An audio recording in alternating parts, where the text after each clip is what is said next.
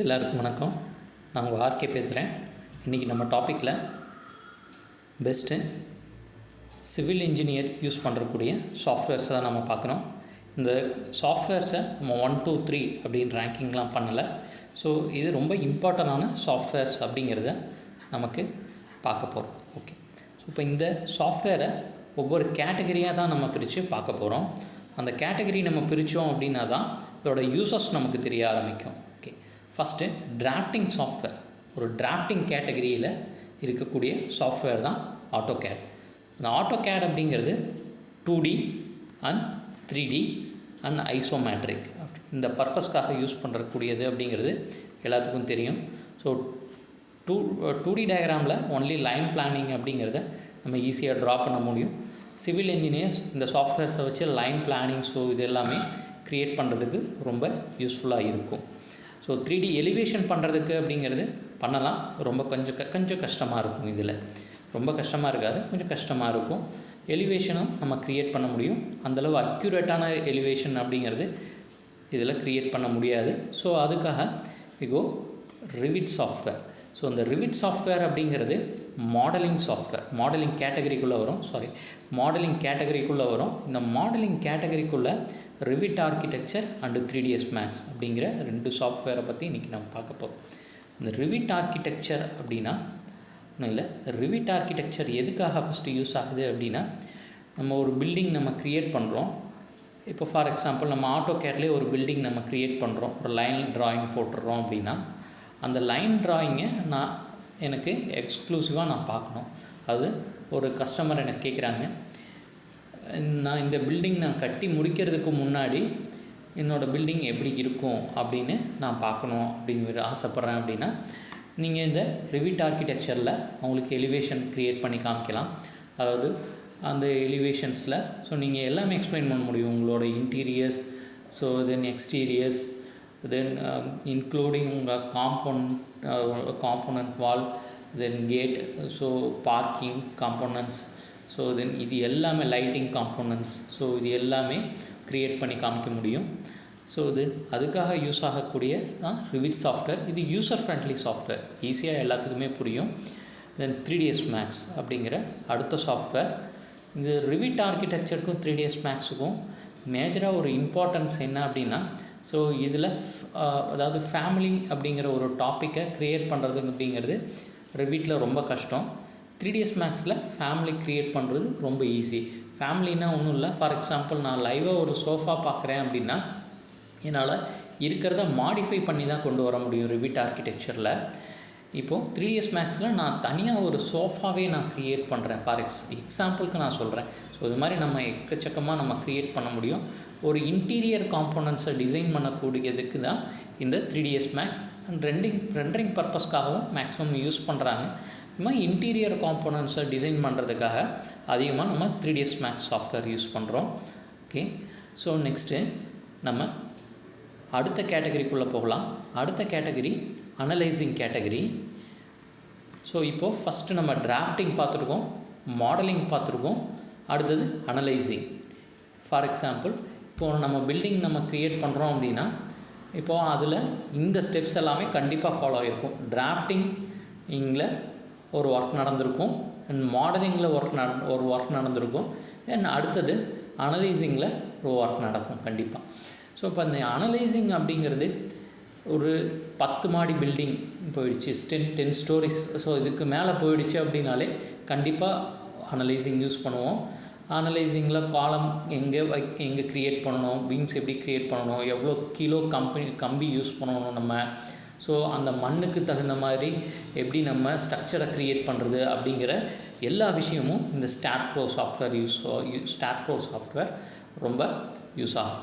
இந்த ஸ்டாட்ப்ரோ சாஃப்ட்வேரை யூஸ் பண்ணினா maximum civil engineering final year படிக்கிறவங்க ஒரு ப்ராஜெக்ட் க்ரியேட் பண்ணுவாங்க. ஃபார் எக்ஸாம்பிள் ஒரு ஸ்டேடியம் ப்ராஜெக்ட் என்ன க்ரியேட் பண்ணணும் அப்படின்னா, அந்த ஸ்டேடியம் ப்ராஜெக்ட்டுக்கு ஒரு அனலைசிங் ரிப்போர்ட் வேணும் அப்படின்னாலும் இந்த ஸ்டாட்ப்ரோ சாஃப்ட்வேர் நம்ம யூஸ் பண்ணி அதில் க்ரியேட் பண்ண முடியும். ஸோ ஒரு எக்ஸாம்பிளுக்கு தான் நம்ம சொல்கிறோம். இன்னும் நிறையா எக்ஸாம்பிள்ஸாக நம்ம சொல்கிறோம். வாட்டர் டேங்க் டிசைனிங்ஸ், ஸோ நீங்களாக ஒரு 20 மாடி அந்த மாதிரி பில்டிங்ஸ் எல்லாம் க்ரியேட் பண்ணி அதில் நான் அனலைசிங் ரிப்போர்ட் எடுக்கணும் அப்படின்னாலும் எடுக்கலாம். நான் அப்போ சொன்னது வந்துட்டு ஒரு சாம்பிள் அனலைசிங். ஸோ உங்களுக்கு அந்த அதாவது அந்த சாயிலுக்கு ஏற்ற மாதிரி என்ன மாதிரி நான் ஸ்ட்ரக்சர்ஸை க்ரியேட் பண்ணணும் அப்படிங்கிறது எல்லாமே ஒரு எக்ஸாம்பிள். இதில் நிறையா வந்துட்டு உங்களுக்கு அனலைசிங் ரிப்போர்ட்டாகவே உங்களுக்கு கிடைக்கும். மேக்ஸிமம் இது பெரிய பெரிய கன்ஸ்ட்ரக்ஷனில் எல்லாமே பார்த்தீங்க அப்படின்னா அனலைசிங் ரிப்போர்ட்டை பேஸ் பண்ணி தான் ஸோ அங்கே நமக்கு காம்பனண்ட் டிசைனிங்கே இருக்கும். ஸோ ஃபார் எக்ஸாம்பிள் நான் காலம் இந்த இடத்துல டிசைன் பண்ணணும் அப்படின்னா எனக்கு எவ்வளோ கிலோ கம்பி தேவைப்படுது, ஸோ அதோட இன்டீரியர்ஸ் காம்போனன்ட்ஸை க்ரியேட் பண்ணுறதுக்கு என்னென்ன ஸ்ட்ரக்சர்ஸ்லாம் நான் யூஸ் பண்ணணும், எப்படியெல்லாம் நான் அதை க்ரியேட் பண்ணணும் அப்படின்னா நீங்கள் அந்த ஸ்டாட்ப்ரோ சாஃப்ட்வேரை நம்ம யூஸ் பண்ணலாம். ஸோ அடுத்தது நெக்ஸ்ட்டு ப்ரைமவேரா சாஃப்ட்வேர். இந்த ப்ரைமவேரா சாஃப்ட்வேர் அப்படிங்கிறது என்ன கேட்டகரிக்குள்ளே வருதுன்னா ப்ராஜெக்ட் பிளானிங் மேனேஜ்மெண்ட், அதாவது PPM அப்படின்னு சொல்லுவோம் ஷார்ட்டாக. இந்த ப்ராஜெக்ட் பிளானிங் மேனேஜ்மெண்ட் சாஃப்ட்வேர் ரொம்ப யூஸ்ஃபுல்லான சாஃப்ட்வேர். ஃபார் எக்ஸாம்பிள் ஒரு பட்ஜெட் க்ரியேட் பண்ணுற சாஃப்ட்வேர் அப்படின்ட்டு தெளிவாக நம்ம சொல்லலாம்.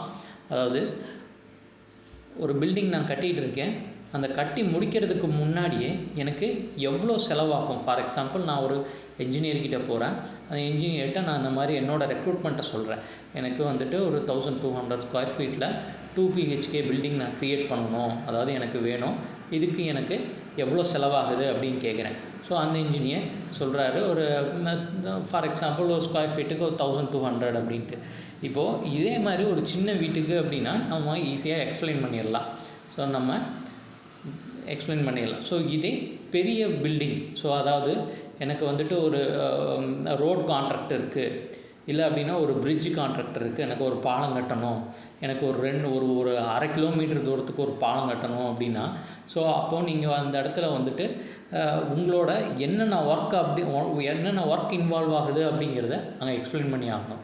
ஃபார் எக்ஸாம்பிள் இன்றைக்கி நான் ஃபஸ்ட்டு டேயில் இந்த ஒர்க்லாம் நான் பண்ண போகிறேன், சைட் கிளீனிங் பண்ண போகிறேன், எனக்கு இந்த எக்யூப்மெண்ட்ஸ் எல்லாம் தேவைப்படுது, இத்தனை ஒர்க்கர்ஸ் தேவைப்படுறாங்க, அந்த ஒர்க்கர்ஸ்க்கு இவ்வளோ காஸ்ட் ஆகுது. ஸோ இதெல்லாமே நான் சொல்லணும், இன்க்ளூடிங் மெட்டீரியல், எனக்கு இதுக்கு இந்த வேலைக்கு இந்த மெட்டீரியல்ஸ் தேவைப்படுது அப்படிங்கிறத நம்ம தெளிவாக சொல்லி ஆகணும். ஸோ அப்படி சொன்னோம் அப்படின்னா கஸ்டமருக்கு ஈஸியாக புரியும். ஃபார் எக்ஸாம்பிள் எனக்கு அந்த 1200 ஸ்கொயர் ஃபீட்டில் பில்டிங் நான் கட்டணும்னு சொல்லிட்டேன், எனக்கு 1200 ஸ்கொயர் ஃபீட்டுக்குன்னு நான் சொல்லிட்டேன். அந்த 1200 வேலைக்கு நான் என்னென்ன பண்ண போகிறேன் அப்படிங்கிறத நான் தெளிவாக அவங்களுக்கு எக்ஸ்பிளைன் பண்ணக்கூடிய சாஃப்ட்வேர் தான் இந்த ப்ரைமவேரா சாஃப்ட்வேர். அரபு எமிரேட்ஸ் கண்ட்ரியில் எல்லாமே ரொம்ப அதிகமாக இது யூஸ் பண்ணுறாங்க. ஸோ இது படித்தா அந்த ஃபாரின் கண்ட்ரியில் ரொம்ப வேலை வாய்ப்புகள் கிடைக்கிறதுக்கு ரொம்பவே ஹெல்ப்ஃபுல்லாக இருக்கும். ஸோ அங்கே எல்லாமே பார்த்தீங்க அப்படின்னா உங்களுக்கு ப்ரீ பிளானிங்கோட தான் எல்லா ஒர்க்கும் ஸ்டார்ட் பண்ணுறாங்க. ஸோ அப்போ அந்த ப்ரீ பிளானிங்க்கு யூஸ் ஆகக்கூடிய சாஃப்ட்வேர் தான் இந்த ப்ரைமவேரா. இப்போ நம்ம இந்த 5 சாஃப்ட்வேரும் பார்த்தோம் இல்லைங்களா, இப்போ இந்த 5 சாஃப்ட்வேரையும் அப்படி ரிவர்ஸில் நம்ம போய் பார்த்தோம் அப்படின்னா இதோட யூஸ் வந்துட்டு உங்களுக்கு, அதாவது ஒரு பில்டிங் நான் க்ரியேட் பண்ண போகிறேன் அப்படின்னா அந்த பில்டிங்க்கு இந்த 5 சாஃப்ட்வேரும் எவ்வளோ யூஸ்ஃபுல்லாக இருக்கும் அப்படிங்கிறத நம்ம பார்க்க போகிறோம். இப்போ ரிவர்ஸில் நம்ம பார்க்கலாம். இந்த ப்ரைமவேரா அப்படிங்கிற சாஃப்ட்வேர், ஃபார் எக்ஸாம்பிள் நான் வந்துட்டு ஒரு பில்டிங் நான் பண்ண போகிறேங்க, அந்த பில்டிங்க்கு எனக்கு ஒரு கொட்டேஷன் கொடுங்க, நான் போய் இன்ஜினியர்கிட்ட சொல்கிறேன், எனக்கு ஒரு 1200 ஸ்கொயர் ஃபீட்டில் ஒரு பில்டிங் நான் க்ரியேட் பண்ணணுன்ட்டு. அவரும் எனக்கு ஒரு கொட்டேஷன் கொடுக்குறாரு. எதை பேஸ் பண்ணி? ப்ரைமவேரா சாஃப்ட்வேரை பேஸ் பண்ணி எனக்கு ஒரு கொட்டேஷன் கொடுக்குறாரு. எங்களுக்கு எவ்வளோ செலவாகும், என்னென்ன ஒர்க் பண்ண போகிறோம், எவ்வளோ மெட்டீரியல்ஸ் தேவைப்படும், என்னென்ன இன்டீரியர் ஒர்க்ஸ் இருக்குது, என்னென்ன எக்ஸ்டீரியர் ஒர்க்ஸ் இருக்குது, எல்லாத்துக்குமே ஒரு கொட்டேஷன் அவருக்கு கொடுக்குறாரு. ஃபார் எக்ஸாம்பிள் அதாவது டாக்குமெண்ட்டாக எனக்கு கொடுக்குறாரு. அவர் வாயில் சொல்லாமல் எனக்கு ஒரு டாக்குமெண்ட்டாக கொடுக்குறாரு. இதை ப்ரைமவேரா சாஃப்ட்வேர் பண்ணுது. இந்த ப்ரைமவேரா சாஃப்ட்வேர் பண்ணி முடித்ததுக்கப்புறம் அதை வச்சுக்கிட்டு நான் என்ன பண்ண போகிறேன் அப்படின்னா, அடுத்தது நான் வந்துட்டு அந்த இடத்த நான் போய் அனலைஸ் பண்ண போகிறேன். ஸோ அந்த இடத்துல ஏதாவது இவங்க சொன்ன ஃபார் எக்ஸாம்பிள் எனக்கு ஒரு அந்த இடத்துல வந்துட்டு எனக்கு ஒரு பாலம் கட்டணும் அப்படின்னா, இல்லை வந்துட்டு அந்த இடத்துல ஒரு 10 மாடி பில்டிங் கட்டணும் அப்படின்னா அந்த மண் பரிசோதனை பண்ணிவிட்டு எனக்கு அந்த என்ன ஸ்ட்ரக்சர்ஸ் நான் க்ரியேட் பண்ண போகிறேன், அந்த காலமோட வெயிட் எவ்வளோ இருக்கணும், ஸோ இது என்னென்ன லெவலில் கம்பி யூஸ் பண்ணணும் அப்படிங்கிறத நான் இங்கே தெளிவாக ஸ்டாட்ப்ரோ சாஃப்ட்வேரில் முடிச்சிடலாம்.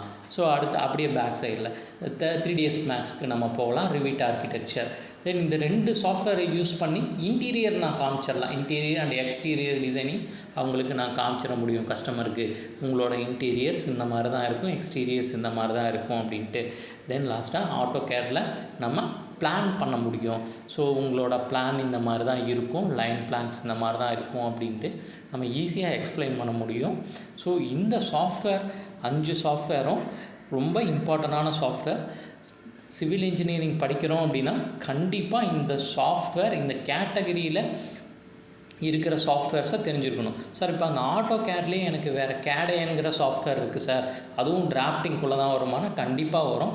நீங்கள் இந்த AutoCAD எதுக்கு நான் ரெஃபர் பண்ணுறேன் அப்படின்னா இதை எல்லாம் இந்த சாஃப்ட்வேர்ஸ் எல்லாமே ISO ஸ்டாண்டர்ட்ஸ்.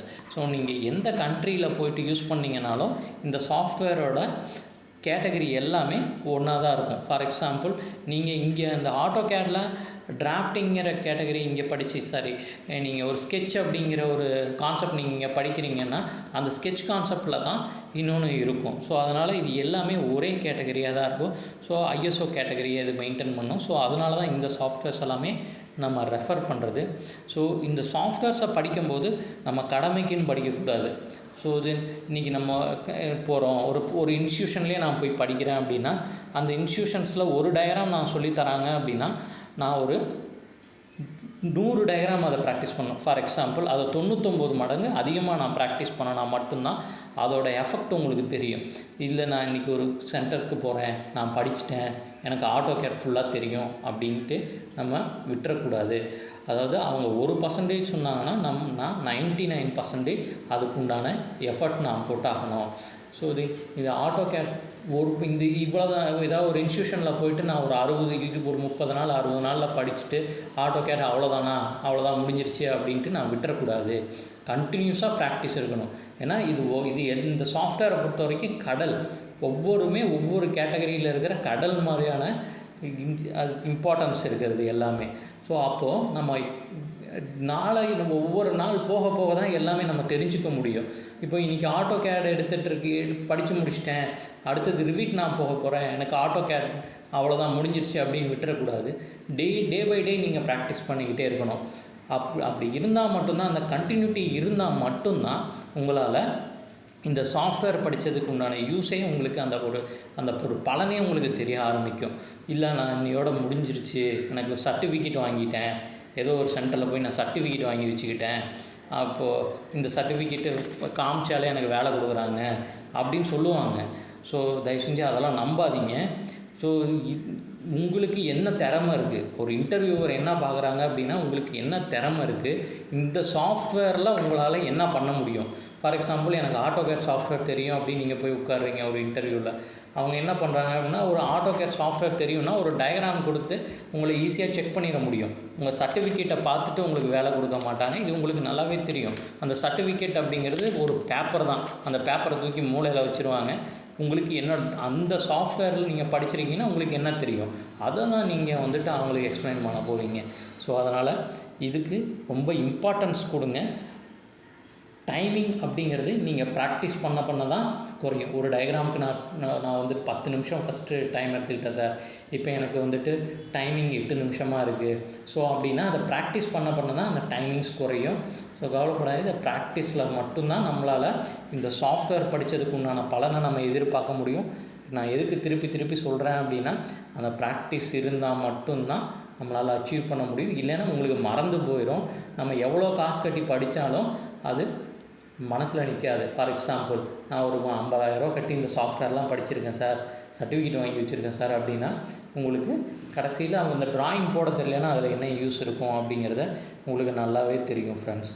ஓகே, ஸோ இந்த எக்ஸ்ப்ளனேஷன் உங்களுக்கு பிடிச்சிருந்துச்சு அப்படின்னா என்னோடய சேனலுக்கு நீங்கள் லைக் பண்ணுங்கள், ஷேர் பண்ணுங்கள், கமெண்ட் பண்ணுங்கள். முக்கியமாக உங்களோட என்னென்ன டவுட்ஸ் இருந்துச்சுனாலும் கமெண்ட் பண்ணுங்கள். அடுத்த வீடியோஸ் நான் என்ன க்ரியேட் பண்ணணும் அப்படிங்கிறதையும் நீங்கள் அந்த கமெண்டில் சொல்லுங்கள்.